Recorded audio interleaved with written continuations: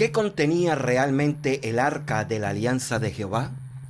¿Por qué mataba a aquellos que se acercaban y causó tantos males a los filisteos cuando la capturaron? Desde su más remoto origen, Jerusalén, la ciudad del Jordán, ha sido considerada por los judíos como el centro y símbolo de Israel, incluyendo en este esquema el templo de Salomón, que es el corazón de Jerusalén.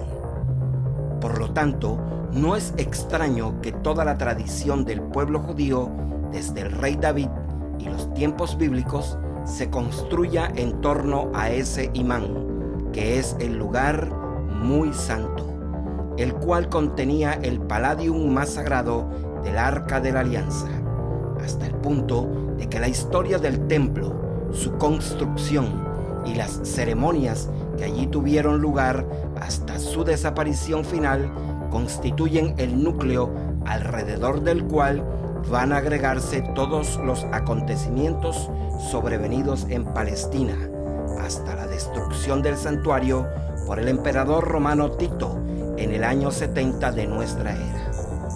Pero, ¿cuál era el misterio contenido del Arca del Pacto dentro de la religión hebraica? ¿Qué poder había dentro de este mobiliario?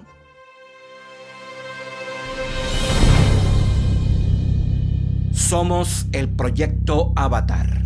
Bienvenidos a nuestro canal. Después de que David subiera al trono de Israel, este se adueñó de Jerusalén, la ciudad de los Jebuseos, cerca del año 1000 antes de nuestra era. En ese entonces, Jerusalén era una ciudad fortificada con una población bastante reducida, posesionándose de la fortaleza de Sión, convirtiéndola así en la ciudad de David. Poco tiempo después de la conquista, David decide transportar el Arca de la Alianza a Jerusalén, que para ese entonces ya la había convertido en su capital, y en aquella ocasión hizo lo que a ningún otro rey le había sido permitido, pues ofició como sacerdote y rey a la vez, ofreciendo él mismo el sacrificio, entregándose a una danza ritual. Por su parte, todos los hebreos experimentaban un gran temor por el Arca del Pacto. Pero, ¿qué era el Arca y cuál era su extraño contenido como para que el rey Salomón, sucesor de David, decidiera edificar un suntuoso templo para albergarla? Para los hebreos, el Arca de la Alianza de Jehová era el símbolo de la presencia de su Dios en medio de ellos y consistía en un reducido modelo de santuario, hecho en madera de acacia y totalmente recubierta de oro. A sus lados había 2 querubines con las alas desplegadas, los cuales también estaban chapados de oro. Esos llamados ángeles o querubines hacían el papel de divinidades tutelares, de guardianes del tabernáculo sagrado, tal como los que supuestamente velaban por el árbol de la vida en el jardín del Edén. El arca estaba provisto de parihuelas para su transporte, cosa normal si consideramos que durante un largo periodo de tiempo los hebreos fueron un pueblo nómada y de esta manera se facilitaba la movilidad del arca. Según consta en algunos pasajes bíblicos, el Arca del Pacto solo podían acercarse los sacerdotes y levitas autorizados, pues si una persona diferente se acercaba, era deslumbrado, derribado al suelo y caía muerto.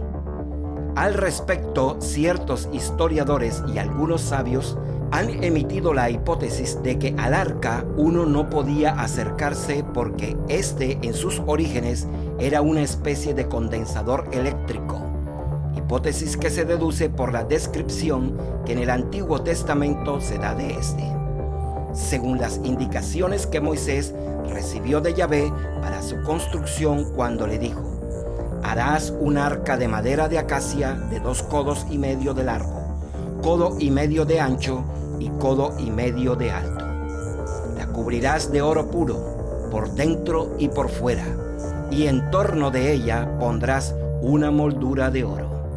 Fundirás para ella 4 anillos de oro que pondrás en los 4 ángulos, 2 de un lado, 2 del otro.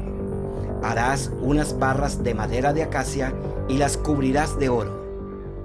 En el arca pondrás el testimonio que yo te daré. Aunque no podemos con total certeza aprobar la tesis de la pila eléctrica, la cual es sostenida particularmente por Robert Charroux, tampoco podemos descartarla, sobre todo sabiendo que Moisés fue instruido en la ciencia de los sacerdotes de Memphis. Ahora bien, basándonos en lo escrito en el capítulo 6 del primer libro de Samuel, encontramos que cuando los filisteos tomaron el arca del pacto tras vencer a los israelitas, muchos de ellos murieron. También fueron heridos extrañamente con hemorroides y finalmente tuvieron que devolverla y además pagar tributo a manera de expiación a Israel como castigo de Jehová. Así dice el texto. Luego pusieron el arca de Jehová sobre el carro y la caja con los ratones de oro y con las formas de sus hemorroides. Y las vacas se encaminaron por el camino de Bet-Semes e iban por un mismo camino, andando y bramando, sin apartarse ni a diestra ni a siniestra. Y los príncipes de los filisteos fueron tras ellas hasta el término de Bet-Semes. Y los de Bet-Semes segaban el trigo en el valle, y alzando sus ojos vieron el arca, y holgáronse cuando la vieron. Y el carro vino al campo de Josué Bet-Semita, y paró allí, porque allí había una gran piedra. Y ellos cortaron la madera del carro y ofrecieron las vacas en holocausto a Jehová.